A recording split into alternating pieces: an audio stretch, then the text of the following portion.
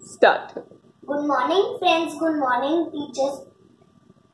Come with me to the world of animals. Fish and the fingerlings swim in the sea. Oh, I saw pandas and its cubs climbing on a tree.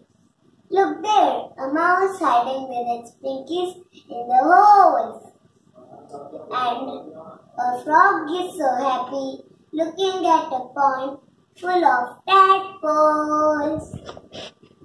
Once I saw cows feeding their calves in a shed and deers running around with their fawns in grassland.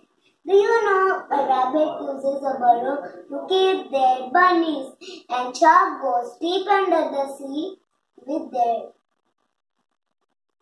puppies. Goose and the gooseling sail on a lake. Bears and its cubs sleep in a cave. Dog rests in a kennel with its pups. And polar bear plays in Arctic with its cubs. Hope you have a nice journey with me. Thank you. Bye bye. Tata.